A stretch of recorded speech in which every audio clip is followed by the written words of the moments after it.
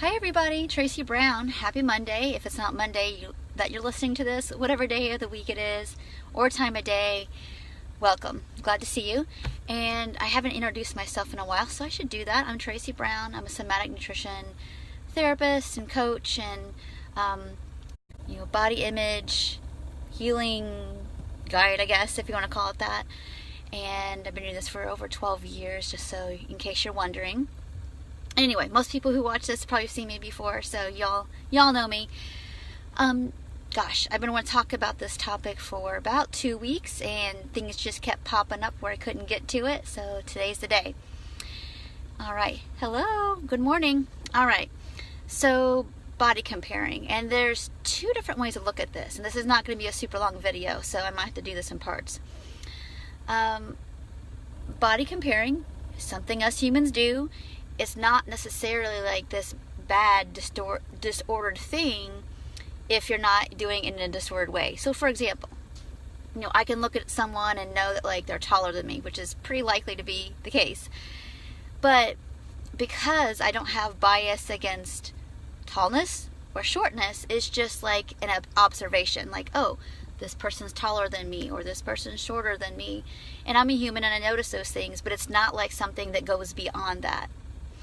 Now, of course, because we live in this fat-phobic and thin-obsessed world, and there's value judgment against or around body size, meaning, thin equals this and fat equals that, and what we, categorize all those things to mean, that's where we start to feel suffering around that. And so, today's post is just to remind you that, body comparison comes along with suffering when there's a value judgment. If we equate thinness to happiness or being athletic or successful or more worthy, then we're going to feel bad probably if we don't deem ourselves thin enough. If you believe that fatness equals bad or lazy or gross or unathletic or unhealthy, you don't care, whatever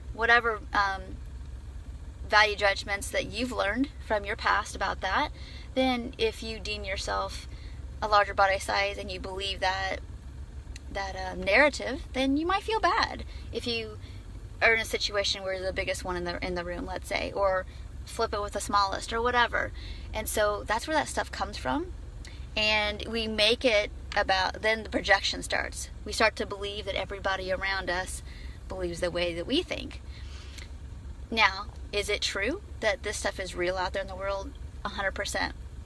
And that even if you become more loving and accepting of your body, that doesn't mean that there aren't people out there that might not look at you or me and have some of the same value judgments and then have thoughts about us based on their own value judgments. But I want you to remember that none of that stuff is actually any of our beeswax, if that makes any sense.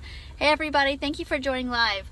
And so value judgments are just those things, and if we still have those within us, anybody else's projections are going to feel harmful to us or at us.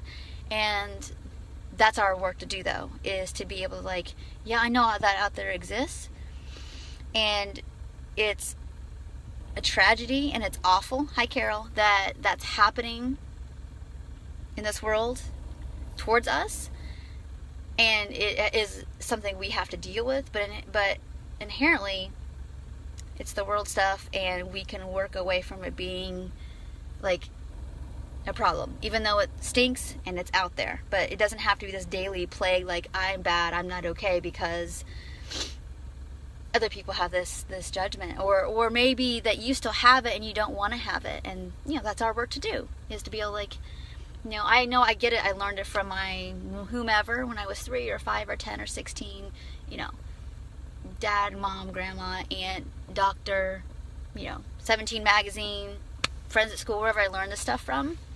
I know it happened and it's true and you learned it, and our job now is to unlearn it.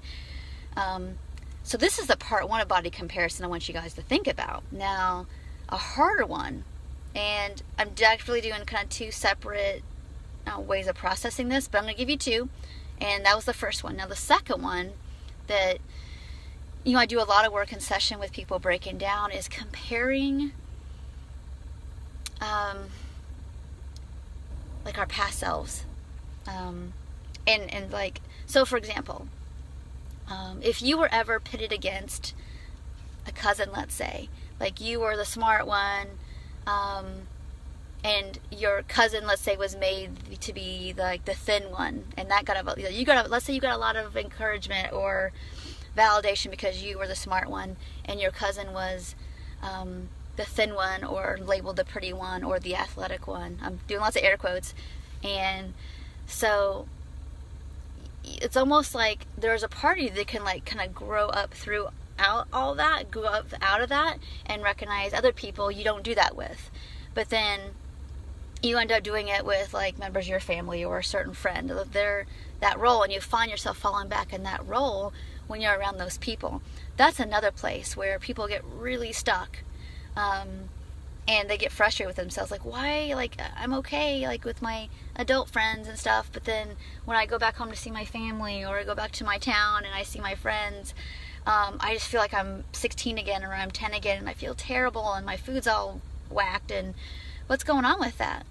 And that's the answer, is that there's a part of us that's still kind of stuck back there in time that needs us to be the adult, wise person and have these conversations with yourself around, like, you know, that was done at this time and this is what you needed. This is like when all that stuff was happening, we always are going to need somebody who could have stepped in and said, no, this is wrong, this is silly, this is not totally real. Even if your cousin was a thinner one, doesn't mean that like thinner was better, or that the cousin was better at sports. It doesn't mean that they're better. It just means that for whatever reason, this is what everybody around you is valuing, but that doesn't mean that it is better.